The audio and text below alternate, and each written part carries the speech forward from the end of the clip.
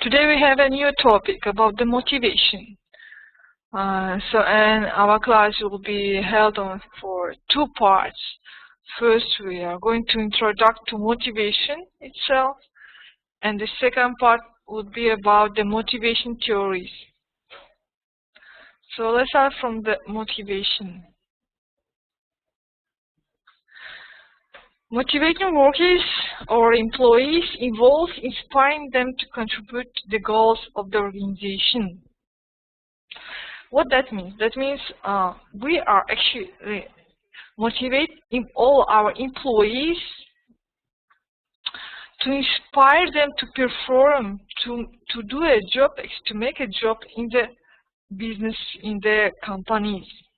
It's up to the individual manager to select a specific approach to motivate the workforce and decide how best to apply it. So that means actually the manager, the supervisors, they actually have a purpose to select the best motivations for the employees. It also depends on what kind of job you are doing, in what kind of department you are working. And actually, the main question is, what motivates people? So, because of we have all people are different, all are individuals, and of course that means different things can be motivated by us. So we are actually motivated by different things. Of course, we can say that the common things, as for example, which is the money is the best motivation for all the people. But besides of the money, besides of salaries, and which we have some rewards or incentives, we can be motivated by different things, as a recognition, achievement, so as well being a part of a company, and so on. So here is given to you that what kind of features we have of a high or low moral. So what is meant? What that means? So motivation actually, motivation is results in the moral, in the people's performance, in the employees' performance. And the question is how they are actually moral by the work itself. So high motivated people, they have a high moral. For example, let's see. First one, the high motivated people with the higher morale, they are willing to work hard. They are willing to work harder and effectively, right? The next one is they are self-motivated. The people are self-motivated. They are trying to develop with the company. Next one is the workers share in the objectives with the organizations. That means the employees, the people, they like to share their own objective with the company, with the business actually. They are confident in the management. That means that the employees, they are trust to management body.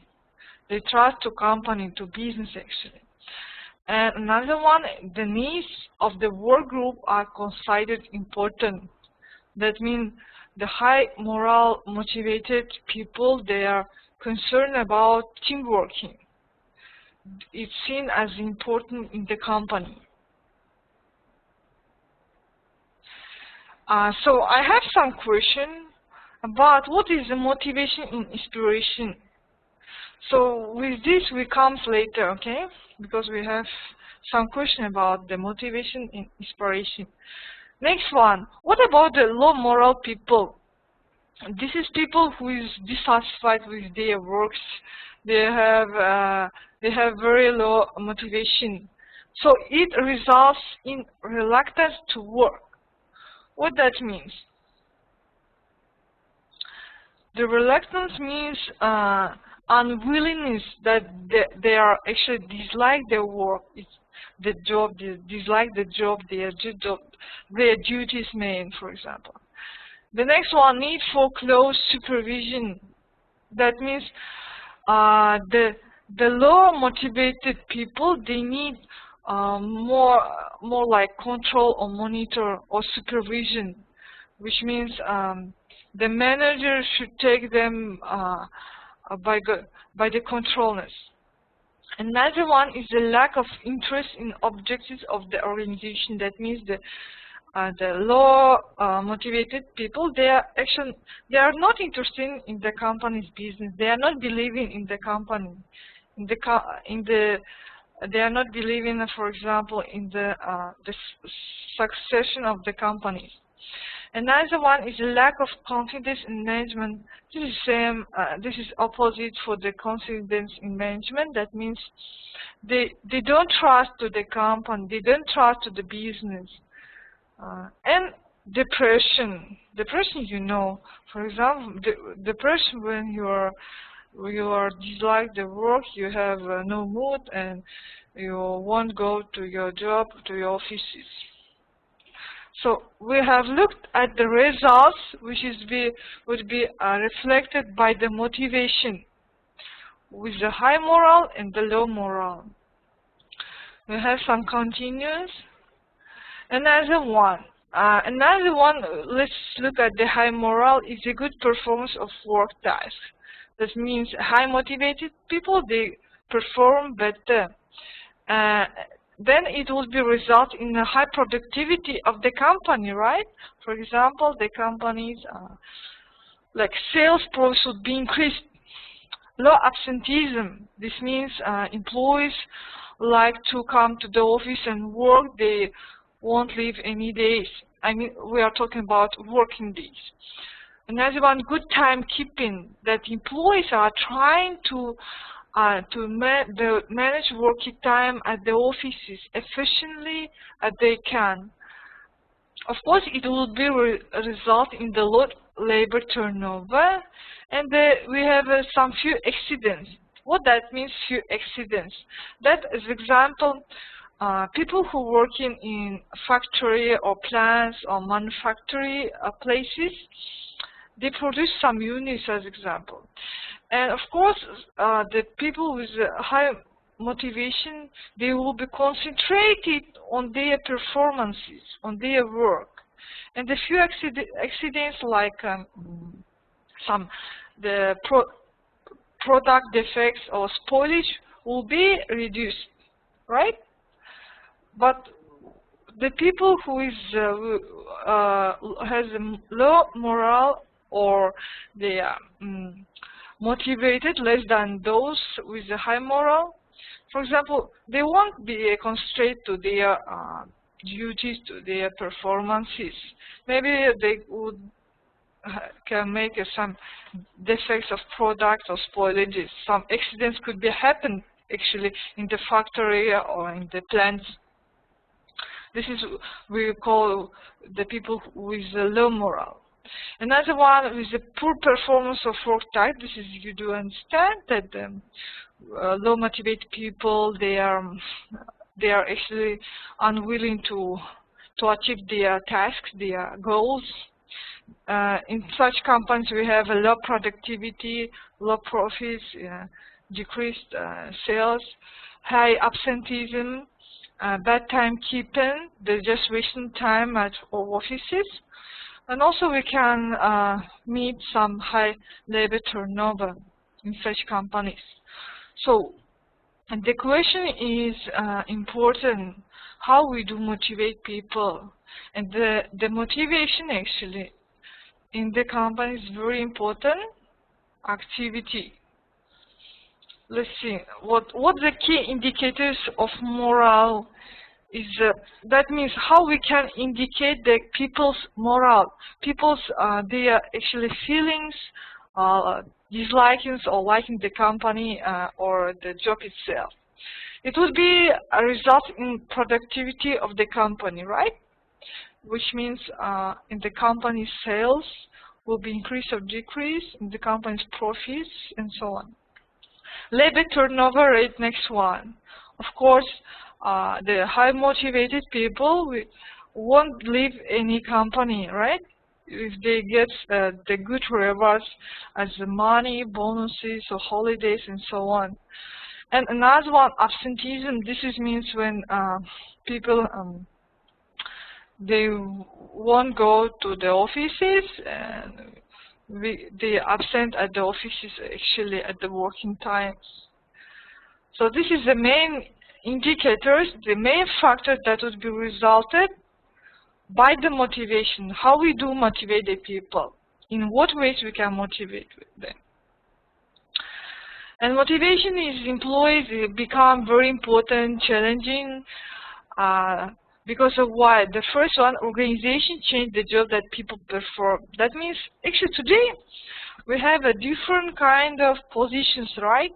Different departments. Sometimes the organization itself, the company, they change the jobs, which means the duties of the any position. And in such kind of situation, it's very difficult to identify what actually motivates people. Because today people can be multi-skilled, can get some multi-function at the work, can do very different things at work. So, and for those kind of people, we are trying to find a best way of motivation. Another one is organization reduce the layers of hierarchy. What that means?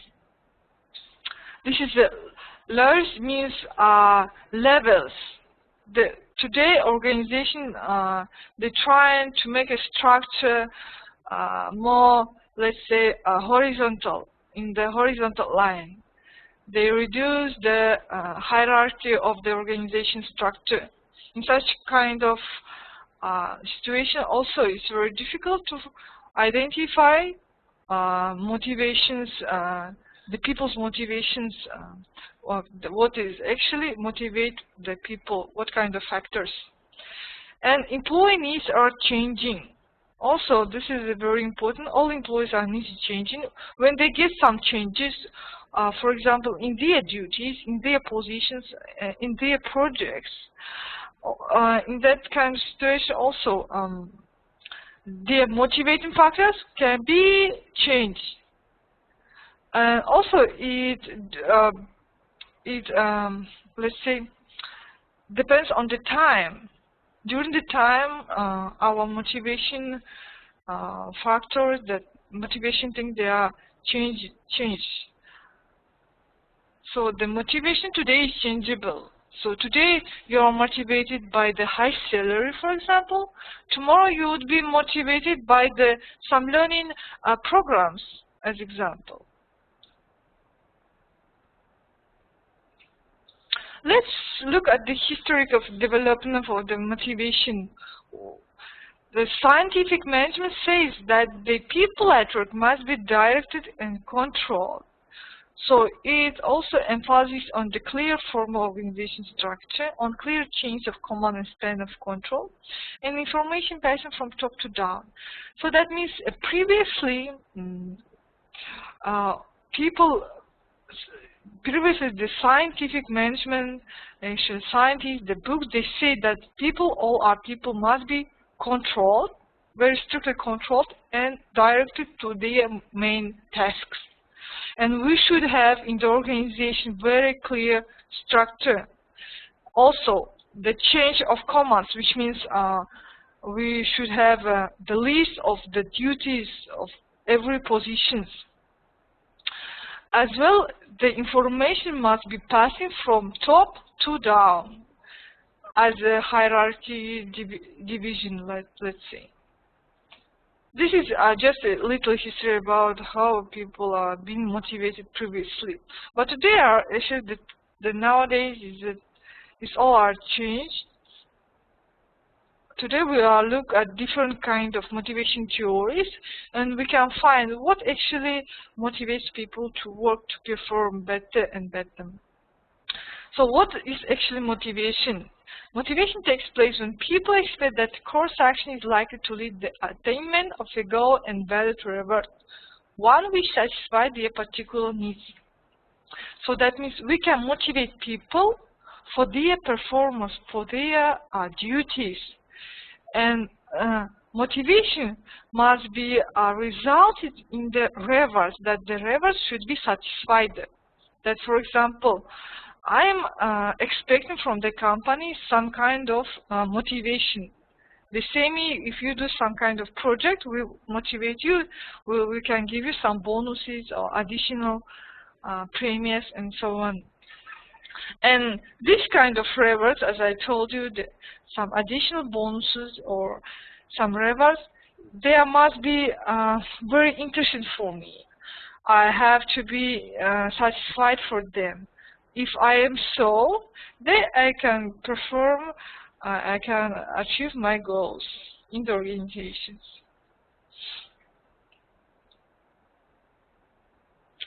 So also motivation refers to the forces and that the person which would be affected by direction, intention, persistence of volunteer behavior. And according to McShane and von Gleno, the motivated employees are willing to exert. So you should, from this statement, you should remember one thing, that the people actually are willing, expecting, that means expecting from the company a particular level of effort, intensity, for a certain amount of time that they waste in the company, in the offices, and toward a particular goal. They must have some goals, direction. So we are employees, first we must have a direction, our goals, our task, what we should do actually, right? For a certain amount of time, we have to know our deadline, when we have submitted some kind of project, right? Another one is a particular level of effort. That means we should know how we can how we can work harder and get efficiently some very efficiently project. So this is the main things: direction, intensity, and persistence, which could be resulted in your motivation. Here is given to you a very interesting statement. You should think about it. If we could understand and then predict the ways in which individuals were motivated, we could influence them by changing the components of that motivation process. So that manipulation or management. So that means we have to understand what motivates people for today and what motivates will be tomorrow. And the environment is changeable. That means we should also change our motivation factors, right? And what do you think? From the management side, this is manipulation. We are manipulating people. We are forcing them, like we are trying to manage and to control. Or this is just a business management. We do what we have to. Manipulation, that means you specially do some things that would be results in your ways what you are expecting for. Okay? And management, this is management, that means we are managing people in the right ways that we have done. So any suggestion about the manipulation or management, how do you think, how do you see this statement? What do you think? The motivation today is manipulation or it's more management? Actually, we can use the motivation not only in the businesses, we always use in our life, in our family. For example, with our children. We also motivate them. For example, we ask our children, if you do your homeworks, then you can get like to see some cartoons, or you can get some gifts or something else. This is also seems as a motivation. But another way, it could be seen as the manipulation, that we are manipulating by our children by some reward that we are promising them.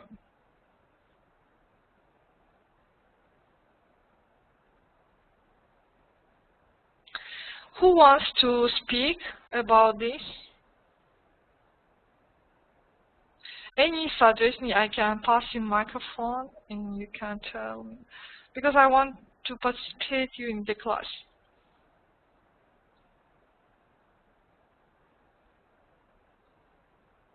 So can you give some examples? For example, when the motivation seems as a management, and when the motivation looks as a manipulation by people. Any examples?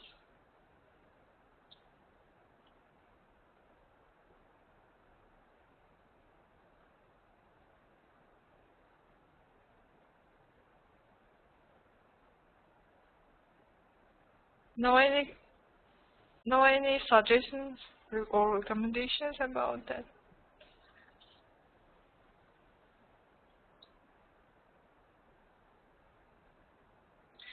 So the management, when we see motivation as management, that means, for example, we are passing some project to our employees, and we let them know that if they submit the project by deadline, and they would be very effective work. That means we can use those projects for the businesses.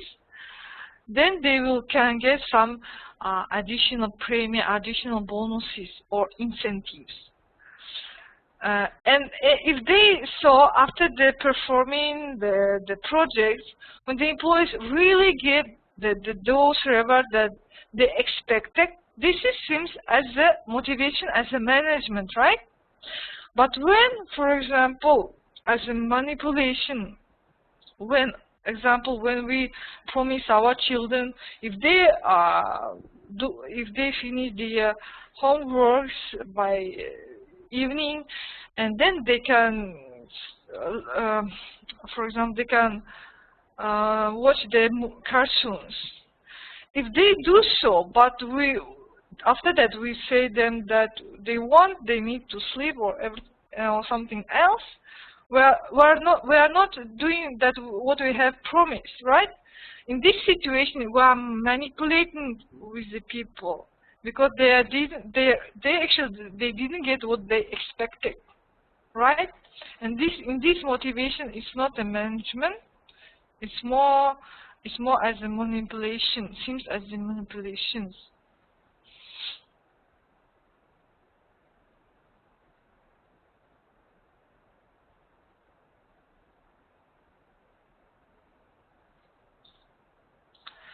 Okay, that's good. So let's move. I have got some your answers. So let's see. We have some different kind of approaches in the motivation. First is the human relation approach that believes if managers take an interest in their people, work output will be increased. That means if we think, if managers think about the employees, they would be interested in their work itself, and the work output with the results will be increased. And let's see what is emphasis, which means in what the results of this kind of approach.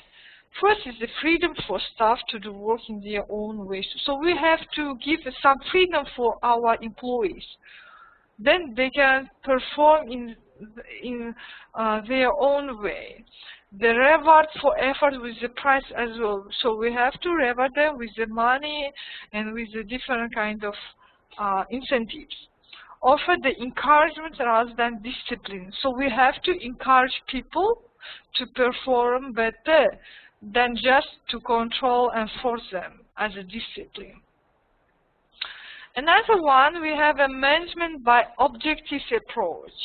It believes that people need clear objectives and standards to work to and have some say in what these are. So this kind of approach says that people, they must know their own objectives, what they should do in the company, and what kind of standards of working standard they have. So it's emphasis on the set objectives and targets. So we have to set our objectives and targets. Define main activities. That means define the main duties, the employee duties. The set standards. The review progress. We have to review progress to get some feedback, right? and review the training and development needs. That you remember about the training and development needs we have talked about, that we always must review is if our employees need any training and development programs. Next one, we have a learning organization approach. It believes that the planning and implementation of programs designed to improve the effectiveness with which the organization functions and responds to change. That here is the main motivator seems as learning programs. That means if we provide some learning and training program to our employees, then their knowledge and skills will be increased, and the power based on collaboration and reason, that means they will be collaborating with the organization itself, and we can see some humanistic, we can see some democratic ideals in our companies. So this is very important too, to provide the learning and development programs to our employees. What about, we have also some individualism or collectivism, how we can motivate people by individually or by a team working as example.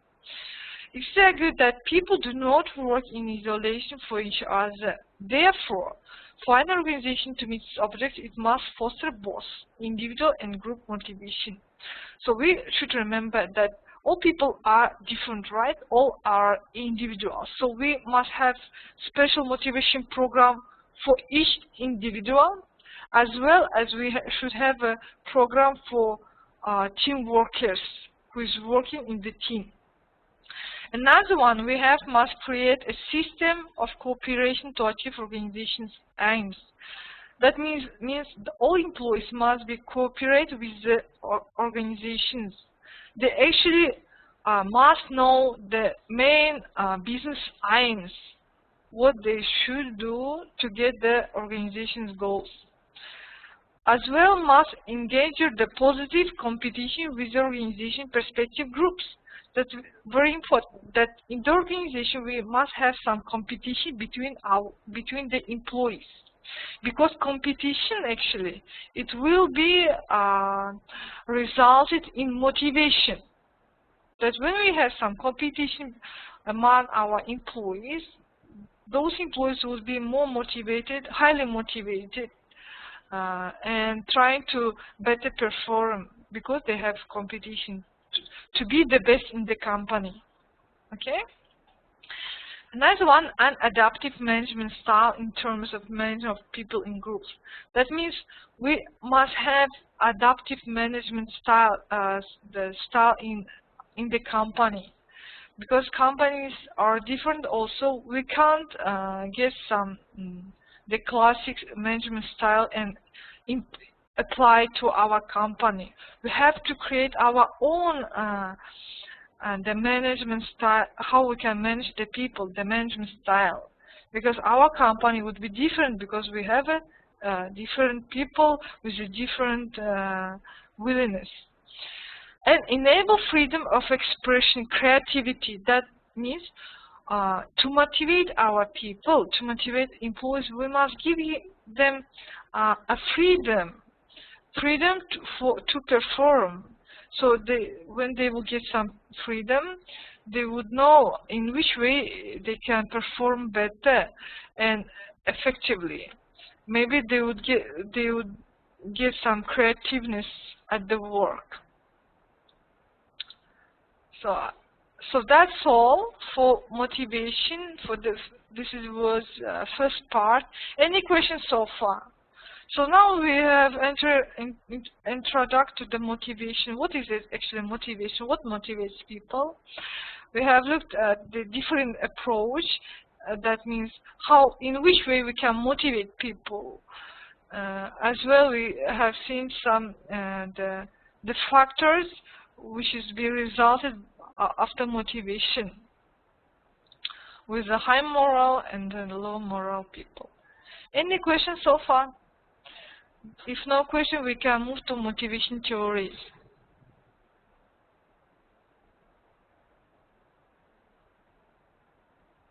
So no any questions. So we can move to the motivation theory. So we have a look. You remember about your final project. So it is actually based on the case study, and there is talking about some motivation theories. And right now we are going to study about the main 9 kind of motivation theories. So, and this information you can apply in your assignments. Okay, let's see.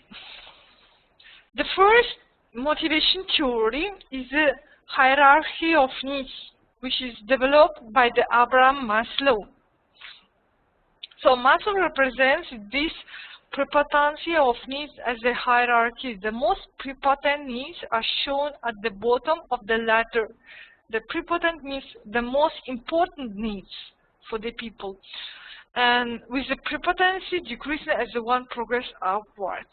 So Abraham Maslow represents this kind of pyramid, which is hierarchy of needs theory. He says that we have that people have needs, and some is most important and some is less important. The first one is comes with the bottom. Here is the physiological needs, which is physiological needs, which is the hunger, thirsty, sex, and rest. This kind of needs, it comes with some important needs for all people. That means when for example, in the company, when we get our the salary, the monthly salary, which is would be some stable and standard in amount, it will cover our hunger, our physiological needs. That means for our salary we can buy food, we can pay for our rents or our houses, our bills, we can buy clothes, and we can rest, we can get some holidays and go overseas. So the salary, the monthly salary, the basic earnings, it covers our physiological needs. Next one is the safety, that people after they cover their physiological needs, they've been satisfied with them, they need another one, physical safety or physiological security. That means, as example, when we work at company, at manufacturing or plants, we need some security and safety to do our jobs, right? For example, we have some insurances, and or in the companies you have securities, cameras, and your workplace will be a safety to do your job, right? Next one comes with the belonging. That when we cover our physiological and safety needs, we need another kind of needs, like comes with the affiliation, acceptance, or being part of something. That means we are willing to be a part of something. We are willing to be in society. We are willing to be a part of a company. Okay, this comes with the belonging. After that comes with the esteem, the respect from others, self-respect and recognition. We talk about the reverse. As example, when we have some programs or projects, and then when they would be rewarded, this is recognition, that our job actually recognized by the rewards, by the incentives. Also important, the respect, that we are actually expecting the respect from colleagues or from our supervisors. After it would be covered, we are actually moving to self-actualization, the reaching maximum potential, doing the best one. Besides of those needs, any employee needs to get its maximum potential, to try to do their jobs in the best way, to be is the best employee in the company. We are willing to be so. So this is the first theory by Abraham Maslow. How actually, what kind of needs people have, and what is the most important. It comes from the bottom to the top. For us, the first is important, the physiological and safety needs. Then comes with the belonging, esteem, and self-actualizations. So any question about the hierarchy of needs theory?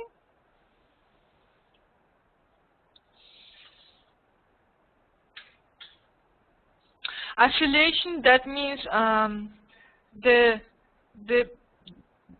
like we are trying to be a part of a team or to some group or the company. Affiliation, or example, the company can share, the company can allow to employees buy shares. When the employees are buying the share, they're actually trying to be a part of a company, right? They are collaborating with the company, and they're trying to contribute to the businesses. This is the affiliation. Yes, today actually we are all people and trying to depend for someone. So let's move to the next one and see another theory, which is the dual factor theory, developed by Friedrich Hesberg. He says we have two types of motivators. One which is least in dissatisfaction, we call it motivators, and another factors which may prevent some dissatisfaction, we call it the hygiene factors. That he said that the people, when they actually they're high motivated by next factors like achievement, like recognition, work itself, the responsibility, the advancement. These kind of factors lead to the job satisfaction. Another one, we have some different kind of factors which leads to the dissatisfaction, which means dislike the job actually. For example, as the company policy and administration. That means maybe the company policy is very strictly, and administration too, and some working condition. Maybe we don't like some working condition. For example, our office are accommodated in the very in the longer way that we live, or some supervision. We have very strictly supervision and interpersonal relation. That means the personal relation among our colleagues. Money as well. Money could be a dissatisfaction factor. As example, when we have a low salary, of course we are dissatisfied with our job status, your position, what kind of position you are getting. And security too. If you have no security at your offices, at your plants, factories, that would be will dissatisfy you actually. So the dual factor theory says that we have two kind of motivators, two kind of types of motivators, which is one is the motivators, another one hygiene, dissatisfaction factors. So any questions so far? This is very simple one. That means the people can be demotivated and can be motivated. And here is given to you examples in which way they can be motivated. This is the motivated achievement, recognition, work result, and so on. In which they can be demotivated with the company policy, money, security, and so on. So, no any questions? Okay, move. Let's move. Another way we have a third kind of theory is the theory X and theory Y, which is developed by Douglas McGregor. So he described that two kind of models of motivation. The first one is theory X. He says that the manager believes that his or her employees do not really want to work, that they would rather avoid the responsibility, and that it's manager's job to structure the work and energize the employee. So the theory X says that the manager, the supervisor, they think that the people they doesn't like to work, and we have to push them to work, to make them responsible for their duties, and energize and motivate the people. Another one, theory Y, says that the management assumes employees may be ambitious and self-motivated and exercise self-control. It's believed that employees enjoy their mental and physical work duties. This is the opposite theory Y, that management says that all employees actually they are self-motivated. They like the job actually. They actually willing to perform in the best way at the company, and they like to they enjoy their job actually. They enjoy their main duties. So the theory X and theory Y, this is two kind of opposite theories. First one, which says people do not like their job, they avoid responsibility.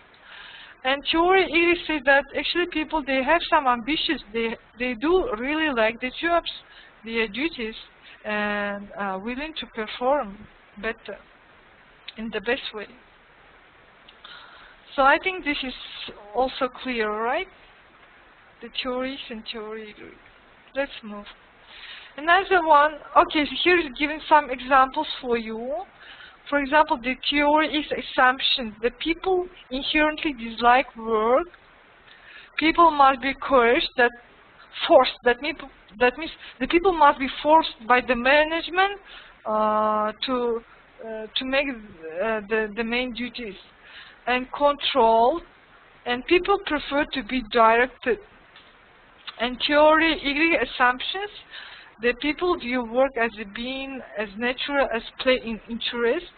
That actually, for example, we have some people who seems their work some as a play, rest. They enjoy their job actually. And people will exercise self-direction and control by towards achieving objectives. And people learn to accept and seek their responsibility. It's those people who are self-responsible for their objectives, for their task in the organizations. So this is a theory X and theory Y by the Douglas McGregor. Let's move next one. We have another kind of theory which calls the three needs theory, which developed by the David McClelland.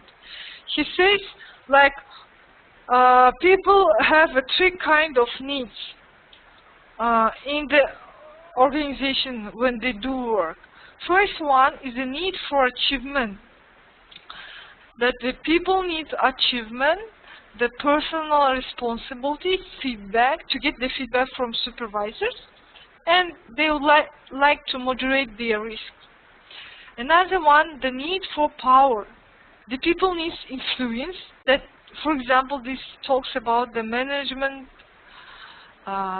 When the manager, they like influence people. For example, as leaders, you remember we have talked about the leaders, that the leaders are willing to influence other people to do their jobs. And the competitive, that means people are willing to have some competition in the organizations, competition between the colleagues. That when we have a competitions, so we are actually trying to work harder, and we are given high efforts to our jobs. Another one, need for affiliation, that the people need some acceptance and friendship, that friendship in the organization among the colleagues or with the supervisors, for example, good communications, and cooperative. That means when the employees like cooperative, like collaborate with the company to, for example, to be as a part of the company, to, for example, to be as a part in some projects, to perform in the best way to get some recognition. So this is the David McClellan theory, 3 needs theory. So you remember, first one we have seen the Abraham Maslow theory. There was around 5 kinds of needs. Here is given to you only 3 needs that the people are seeking actually from their motivation.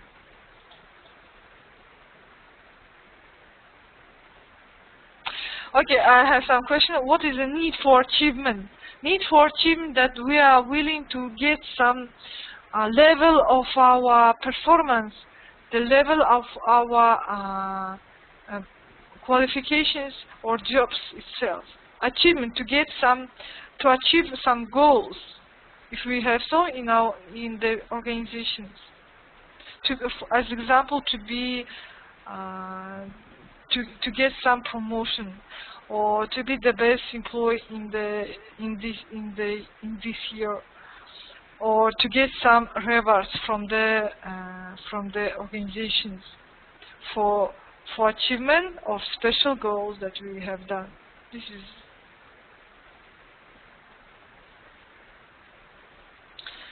and moderate risk. That means this is when employees, they are trying to control the risk, actually moderate risk at their jobs, at their main duties, what they do.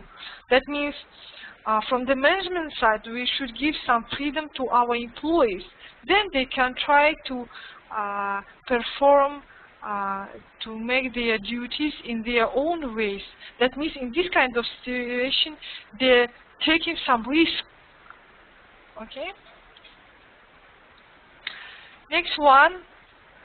Okay, here is just some explanation of the Trinity theory. I already explained you. And the 5th theory is the expectancy theory, which is developed by the Victor Vroom.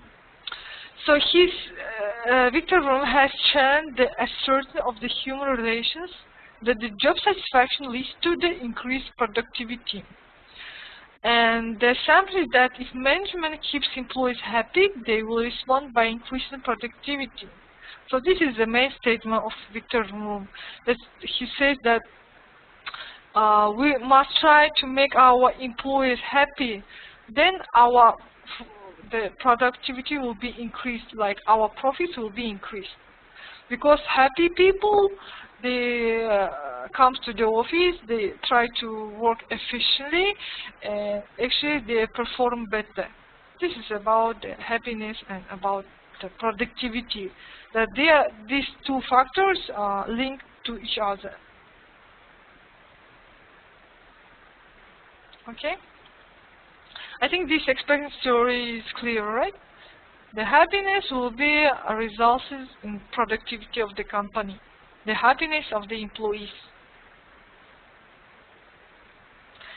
Next one, okay, here is given some explanation. You can look at yourself. And we have some equity theory by Stacey Adams. So an employee compares his or her jobs with the inputs and outcomes ratio with that of reference. If the employer perceives inequity, she or he will act to correct the inequity. That means actually we are trying to compare how hard we working. If we do so, if we work very hard trying to perform in the best way, then we are expecting very good outcomes, which means we're expecting some additional bonuses, some incentives, right? And if we don't get some kind of, which is we are not going to be recognized by the company, we won't get any reward, then it can be seen in the lower productivity of the company, the reduced quality of the jobs, reduced quality if it's manufacturing company, the quality of the units of products. If it's service company, the quality of the services. Also increased absenteeism. We want to come to the office work and we can find a different kind of reason to absent at the office. As well as the voluntary resignation, we are resigned from the company. We're trying to looking for another job. So equity theory, that means equal. That means we are expecting how much we give effort to the company, to the business.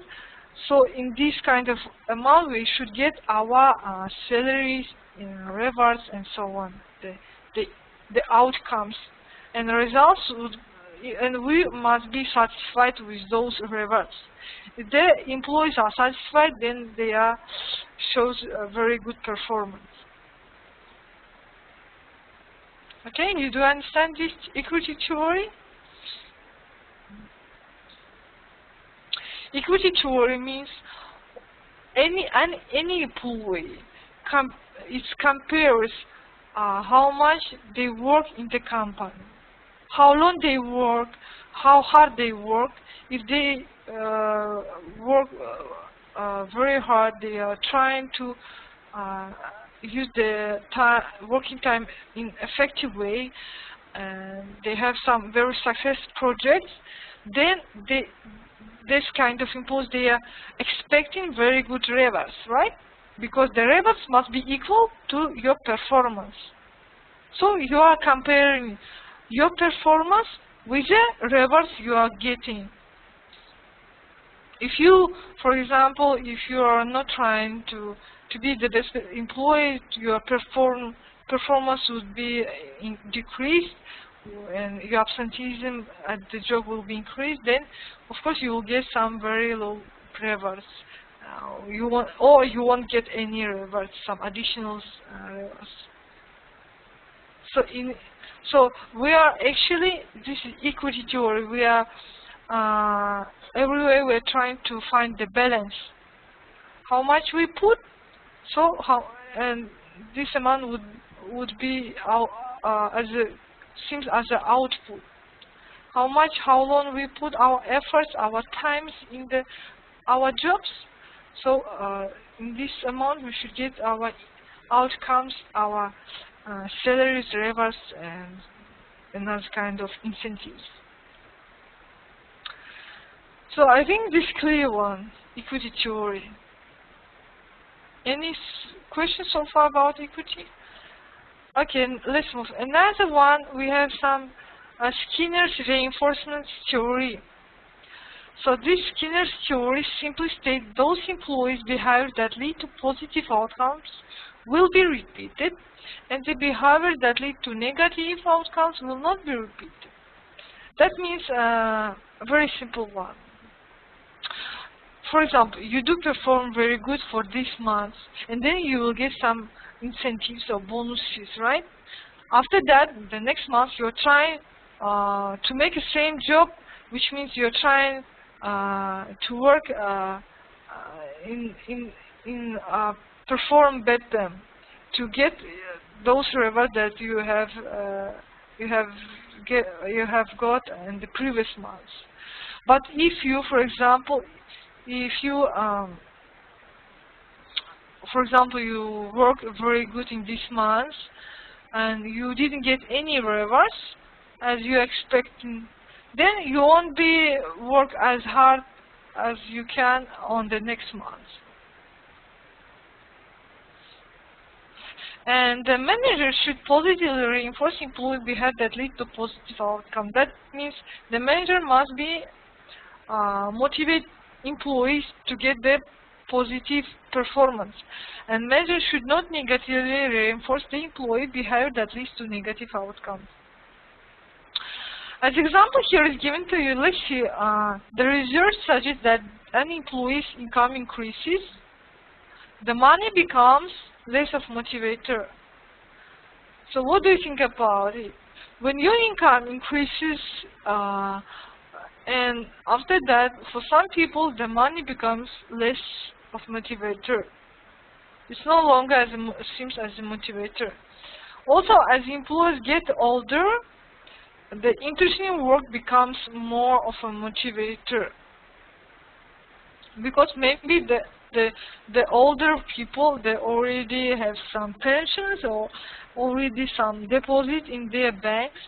Maybe they are already not interested in the money, and they are trying to interested in the work itself, in their duties actually.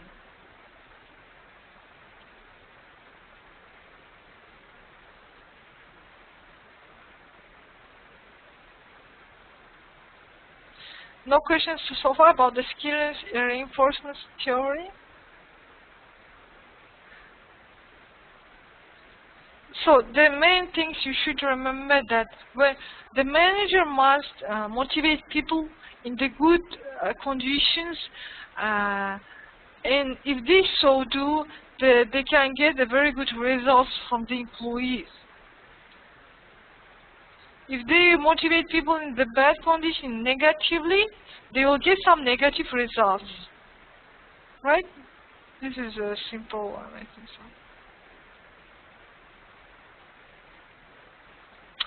so. Okay, some of you say to me that the money is all the time motivator.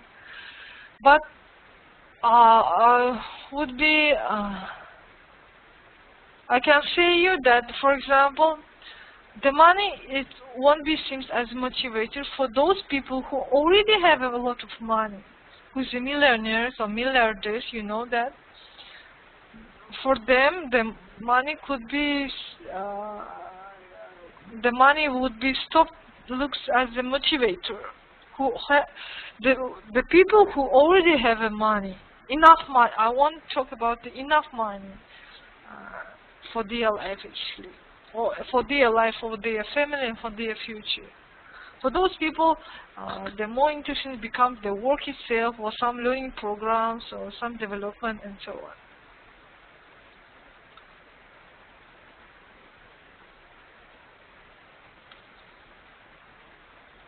And as I know, I can tell you sure that the older people, they're more interesting in the work itself. As I know, as my friend, she's working, and she's getting a very low earnings at the company, but she so likes the company. She so likes the collective, the employees, the culture of the company, the organizations itself. And she won't leave this company, but despite of that, she would have some very good offer from different companies with a higher salaries, because she's already the part of that company, and she becomes the company colleagues becomes as a family for her, and she likes the company so much, and the jobs she's doing actually, her main duties. And in her age, maybe she won't need any money. She has enough for the retirement.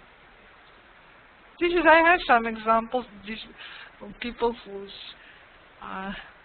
interested in different factors beside of the money as a motivator.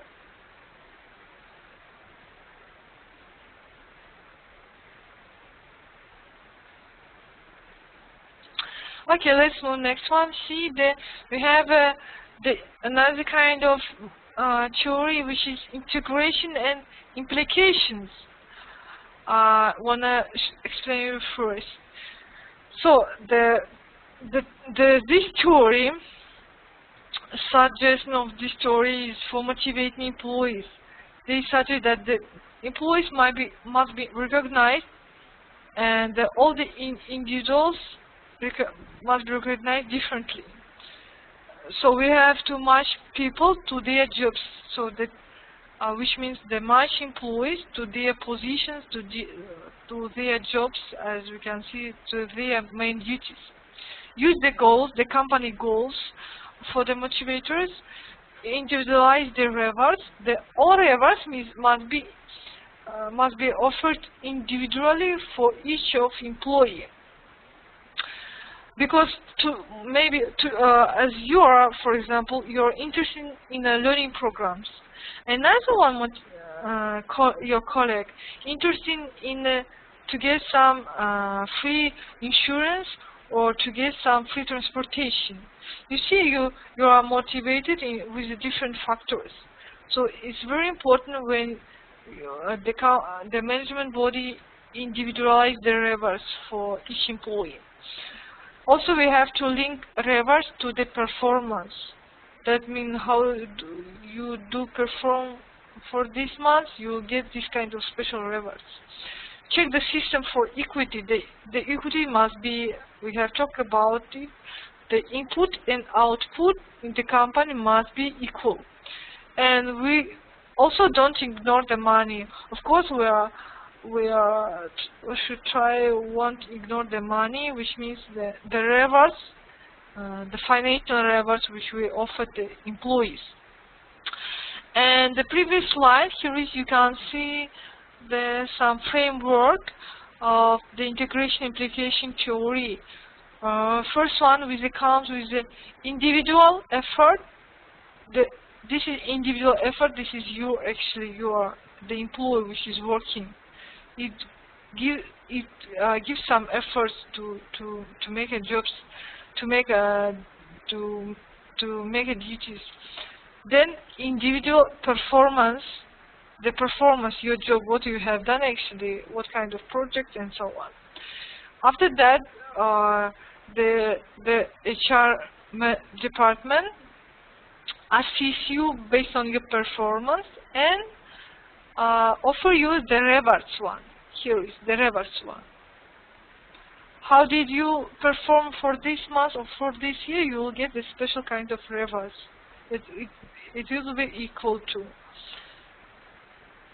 Another one, when you will get the rewards, you will have some individual goals. Individual goals that you are thinking that, of course, for example, you are planning your goals for the next month or for the next year, how you would perform to get some better rewards.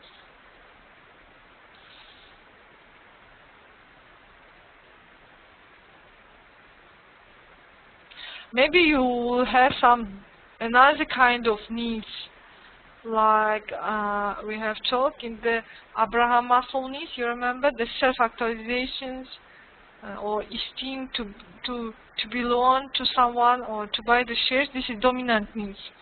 Maybe you can ask your supervisor to get the rewards in special needs you are expecting actually.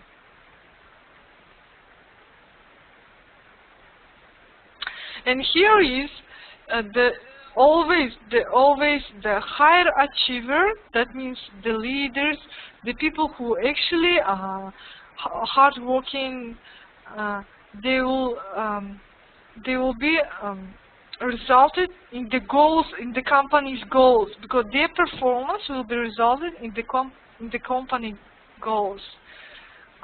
Because it will be resulted in the productivity of the company. And of course, this is also as well linked with your individual effort. So you do your efforts, you do your work, you are trying to achieve the higher levels, and it will be resulted in the company achievement, in the company's results that you achieve the organization's goals. So I would like to say you that in this framework, you should remember that the motivation is linked to the rewards. Motivation also links to your performance. How do you perform? You will get that means, sorry, how the management motivate you, you will perform in that way. How you would perform, it will be resulting in your rewards, right? And also all of these, your performance will be resulting in the company's performance, in the company's productivity, in the company's profits and sales, right? Because the people are the employees, they are linked with the company's results, with the company's productivity, with its profit, and with its succession plan.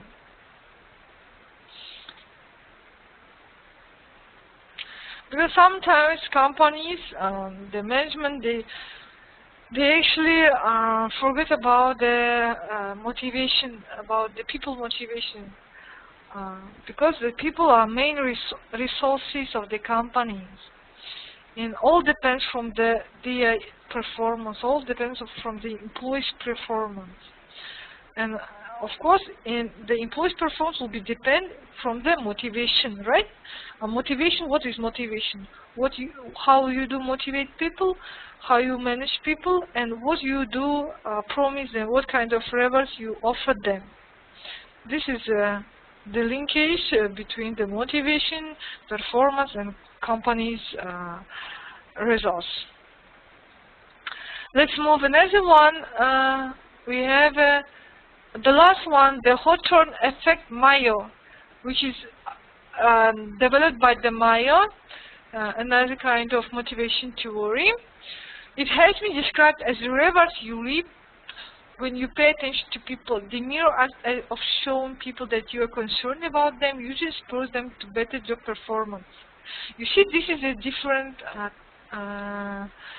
situation. That means the Mayo says, if you're low concern about the people, the controlling the people, the management people would be reduced, then people would be perform better. And the Hawthorne effect has also been called the somebody upstairs cares syndrome.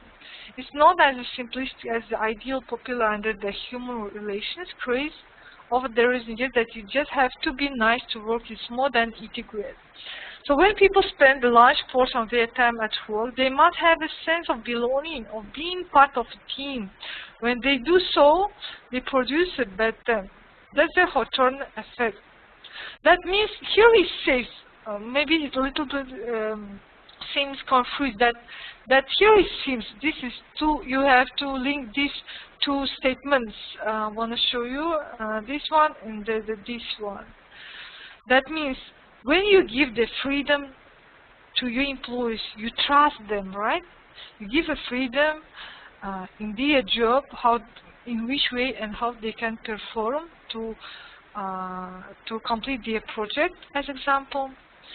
Your controlling and monitoring will be reduced, and then their performance will be increased. The job performance will be resulted in very good conditions, because this kind of people, the employees, they are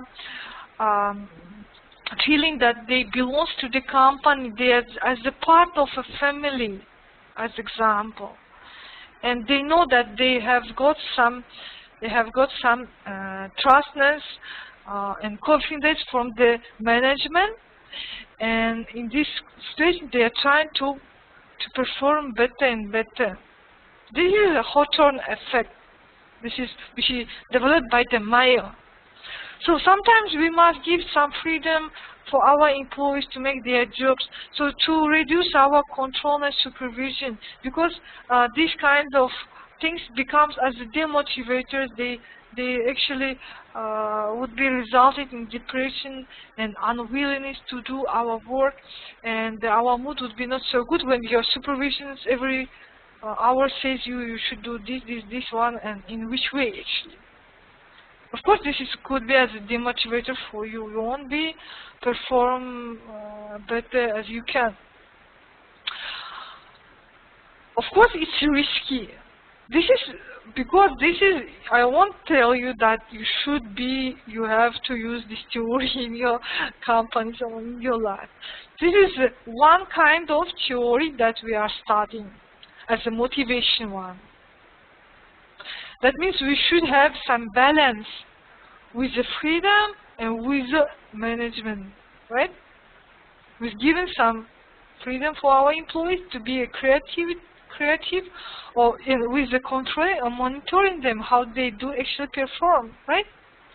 So this is like a coin with two sides, and we always should have some balance. So that's all for the motivation theory. Any questions so far? So you see, you have your final project, which is based on the motivation theories, and there is some questions we have to. Let's look at those questions. If you have a time, just 1, 3. Yeah, we have a time. I wanna show you there's some questions, which is the answers you can get from this theories.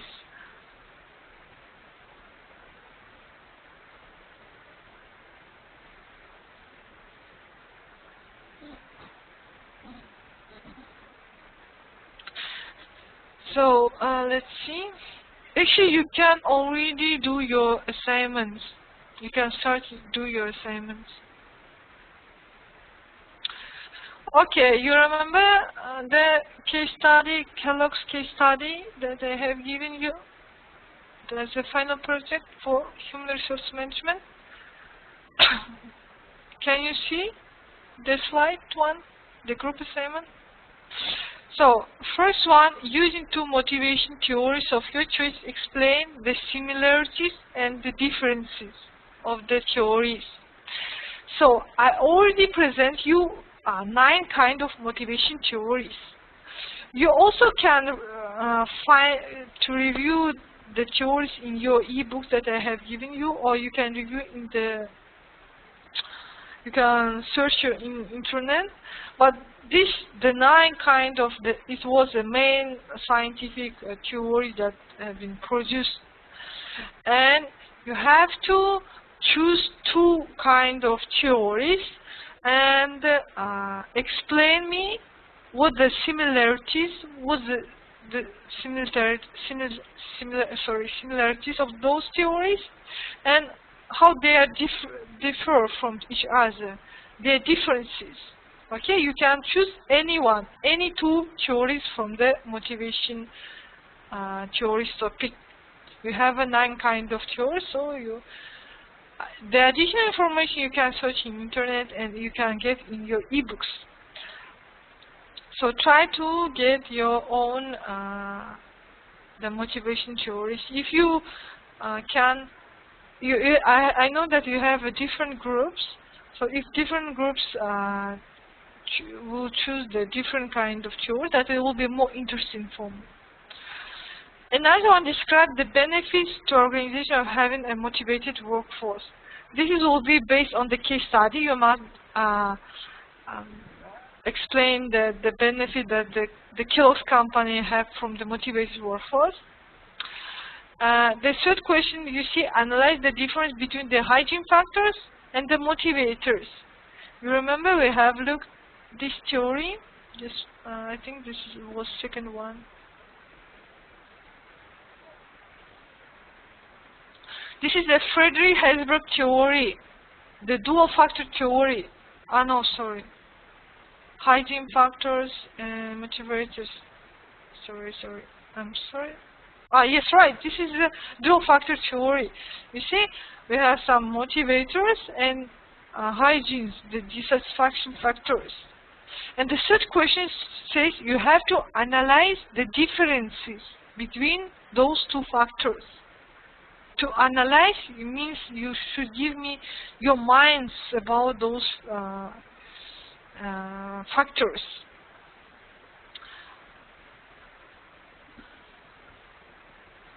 Of course, it would be in should be in the better way if you use some literature to give a very good analyzation of the hygiene factors and the motivators.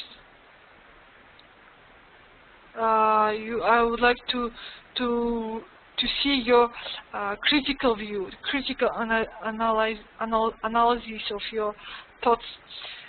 And the question 4 is evaluate the benefits to organization of using different motivation approach. So we have seen 9 kind of motivation approaches, the same as the theories.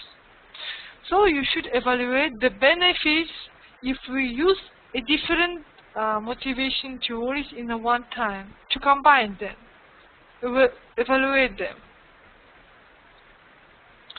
So you have to evaluate the company which using or which is willing to use a different theories in the combination.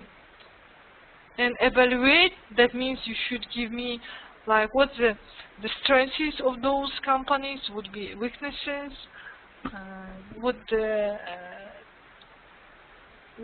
similarities or differences, and so on, and how it will be resulted in the company's productivity and so on. So any questions so far? So some of you asked me about the slides. You already have the slides for the motivation topic, and for topic the motivation theories. You should have when I send you the first time when we start the classes. So this is two presentations about the motivation. It helps you to complete your assignments. But of course, there is, I have to say, in the slides, it's not enough information for you for make your very good analysis or to describe me in a good way. So you have to try to use the additional literature, the ebook that you have already. Make some search in the internet to get the additional information. Okay.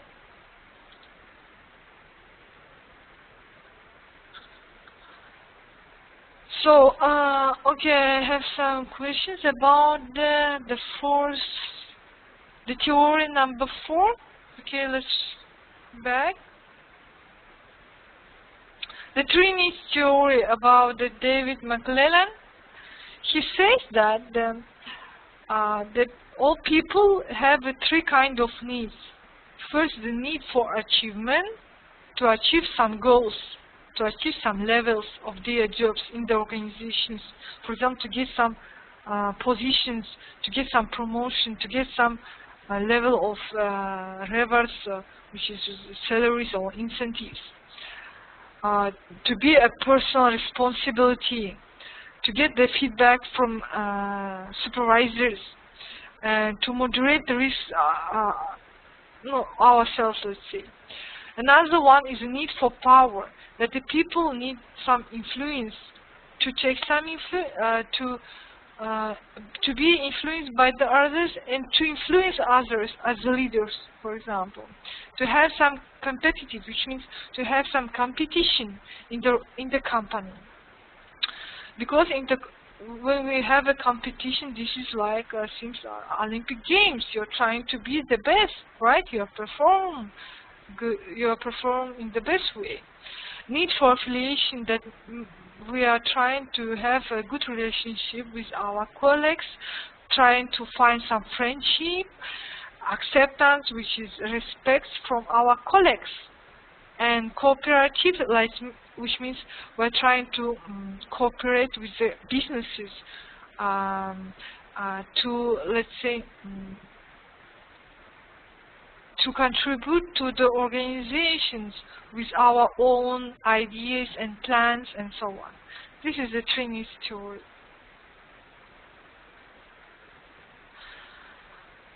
Okay, thanks a lot. So I hope you do understand all the 9 kind of theories. and we have seen some questions based on the assignment. So now you do know what kind of theories we have, what motivates people, and how we can motivate them.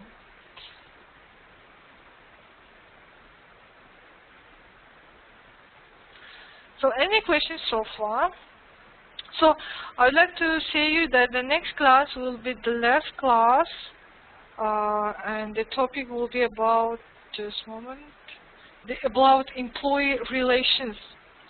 We will study about the employee relations, about the health, safety, and welfare at the job, about the equality, about the equal opportunity and diversity at the businesses. So the next class will be last class for this semester. And I would like to say you that I think I would replay the class for another day, because I'm leaving the home on Friday. I won't be able to teach on Friday, on the next Friday. I will replace it for another day. I'm not sure which day, because I asked administration to replace the class, so they are waiting their response. Anyway, I'll let you know about the changes. Okay? If the replacement would be before the Friday for the next week, or after the Friday after New Year. Let's see what the VVS administration says about this.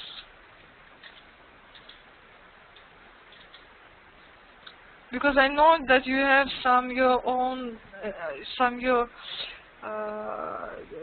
another kind of classes. You also have some presentation based on your final projects, right? I will consider about this also as well.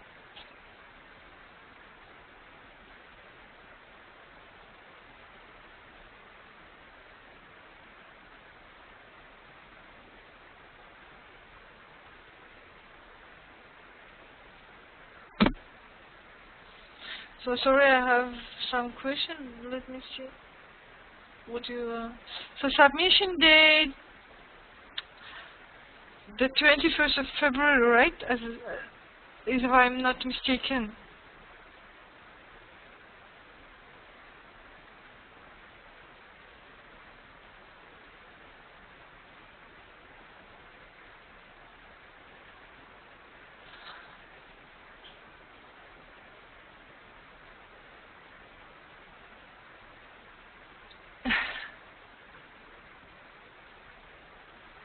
So if you don't have a last presentation, just let me know. We'll send you. The better way, if you email all your own needs and questions to my email, actually. Okay, this is my email. If you know my email, I wanna type for you. Please send your question to email, because by email I will be more responsible to answer for you, and the question won't be lost in the WebEx program or another way.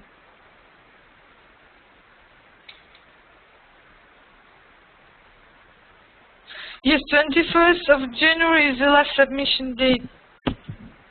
You remember I was giving you the date of the submission? So I was giving you 1.5 months to complete your work.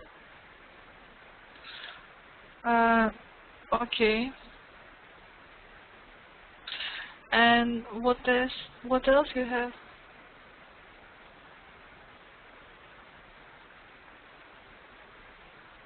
So some of you asking me that you should have some 3 pages for every questions, and total is 12 pages for one group. I'm not sure how many pages, but I was giving you the limit of words that your answers must be around complete for 3,000 words. So it's how many pages will be? 12 or not 12, more than it or less than it? It depends on you.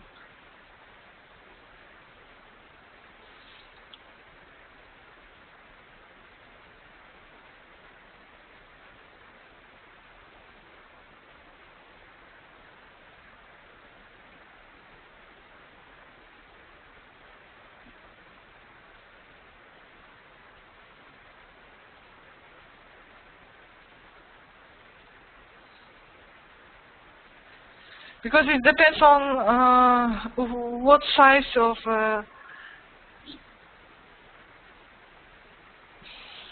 sorry, just want to show. I want to see.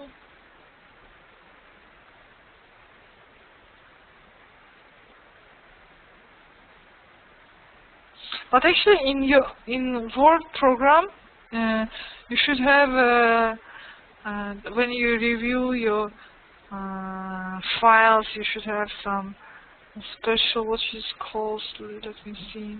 You can count your words, and when you count your words, it gives you the total amount of your words. When you review your every page of the documents, just cannot find in my one.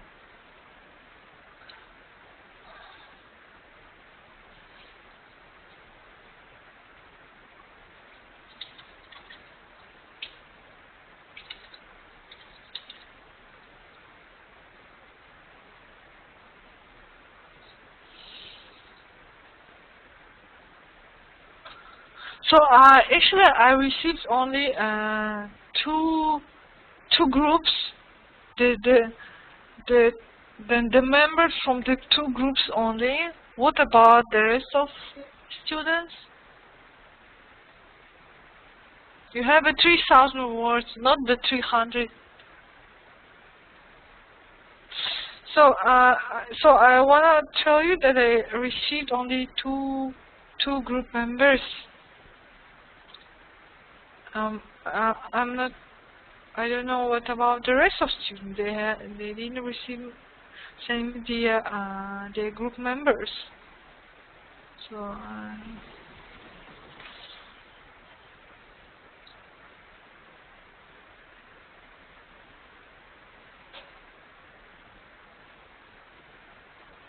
okay. Okay. I try to manage your groups, and then we'll email you what I have actually. Okay.